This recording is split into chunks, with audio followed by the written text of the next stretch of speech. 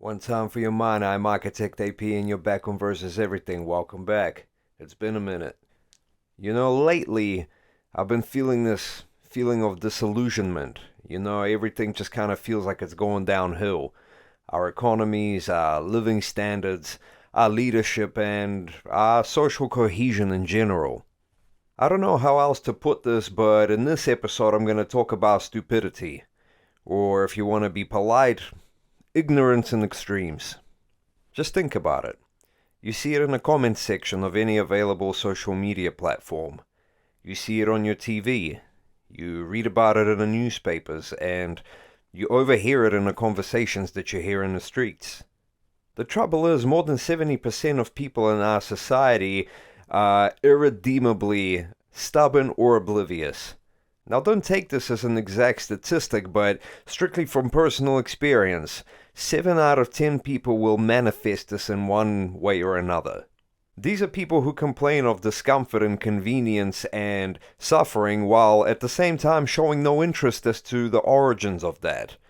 You know the types, right? I'm not really into politics. I don't really know or care about how the economy works. But you're up to date with the latest fashion though, right? Reality is these people don't cause too many problems. They stick to what they know and generally don't challenge the status quo. These are the innocent bystanders we talk about when something bad happens. The people that fell through the cracks of the system. The people that we have nothing to offer other than thoughts and prayers. The bigger problem is when this lack of reason and awareness is compensated for by misguided passion. I'm talking about people that romanticize their struggles with various mythologies, and they view the world generally in very binary terms, right? It's all black and white, friend or foe, us and them. If you're not with this, then you must be with that, and I don't like that. Consequently, that means I don't like you, right? These people are hyper consumers in every sense of the word. They fall victim to outsourcing their critical thinking to influencers and politicians and celebrities. And this ever-increasing population of angry extremists, whether left or right, it doesn't matter, is what's keeping us from solving a lot of the problems that plague us, right? They're the people constantly trying to pull you away from this golden middle into whatever camp they belong to. Just think about it. Think about how divided we are right now. Sexism, racism, and any other ism that you can think of to try and give this suffering some sort of meaning and rationale. And this is exponentially exacerbated by these influencers who meticulously curate content and create communities around these divisions. The leaders of the blind, thriving on keeping us at odds. And each of them promises to show you the way, to deliver you from all of society's ills. The repressive feminism, the oppressive patriarchy, the systematic racism, and the diversity-crazed wokeness, right? Pick your poison, really. The comedy writes itself here, though, because all of these polar opposites are actually very codependent. Because you're only as free as someone isn't. You're only as rich as someone's broke. A fight wouldn't be a fight without an opposition, right? So this promise of escaping the matrix is false, because they're not fighting to escape it, they're fighting to become it. It's a struggle and a fight when you're not in power, but it's domination and triumph when you are, right? And neither option is going to change this never-ending cycle of bullshit, because the moment somebody dominates, the other side becomes the righteous victim struggling against the oppression of those in control. The truth seems so simple when you put it that way, but you just can't resist the sex appeal, can you? You can't contain the urge for revenge against a world that's been keeping you down and devoid of purpose. Appetite for destruction, right? And here's the punchline though. When I'm talking about 70% of people essentially being stupid and misled, who am I talking about? It's not you or me, right? We're over here talking about this, so at the very least we have an understanding of the importance of critical thinking and balance.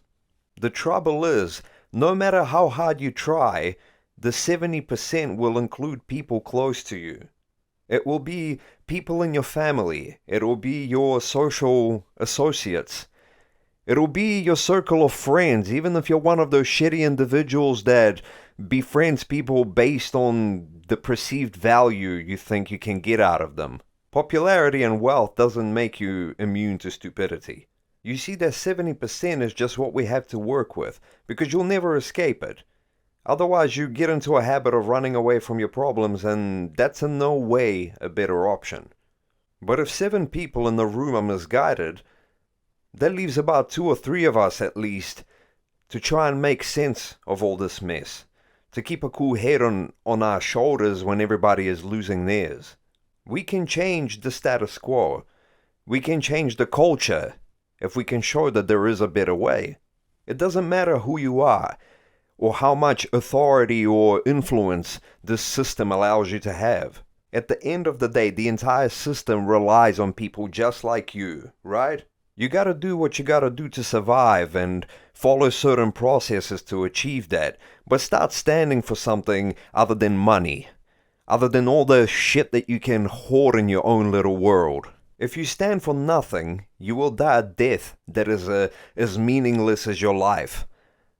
Just a fart in the wind that happened to have existed on this planet. So do something. Start with the basics. Always aim to understand what it's like to be on the opposite side of you. Show some empathy. Work to counteract the injustices that are happening in your immediate environment, because this is where you can exercise your power. Stomping your feet about the latest trendy social justice cause on TikTok isn't going to change anything, but this will. Help somebody out at work or with work. If you can put somebody on, put them on. You'll never miss out on an opportunity by creating one for someone else. I'm not asking you to sacrifice yourself here, but things like these, they literally change somebody's life. And that's immortality. You will have true purpose in your life and your world. And if you're not in position to put somebody on, at least show your fellow humans some support. You're dealing with all the same bullshit. Stress, low pay, inability to afford anything in this system. So show that you're not to be mistreated, because this whole system relies on you to work. Finally, don't be so angry. Look to connect with people instead of looking how you can take advantage of them. There's nothing gangster about stepping over somebody who's going through the same struggles as you. Because there's a lot of people out there who will not be helpful. But we're not worried about these people, right? Those people trying to drag you down. Because if all you're doing is trying to fight people off from keeping you down, you'll never get out of this. You'll be stuck down there with all those demons. Remember one fundamental truth. At a baseline level, we all suffer the same. I learned this valuable lesson very early in life. The year was 1998 and I was 7 years old. It just so happened that year I've witnessed two very different people get kneecapped. It was Russia in the 90s, and it was a crazy time. What can I say? Now, one guy was a player. You know, stacking money, making moves, all of that stuff. He made a misstep in his world and ended up catching a bullet to the knee. The other one was a real working stiff. Struggled to make ends meet and owed the wrong people money. Same outcome, caught one to the knee. 2 very different people. One was looked up to, the other one was barely noticed. But seeing them experience this excruciating pain taught me a valuable lesson about human equality.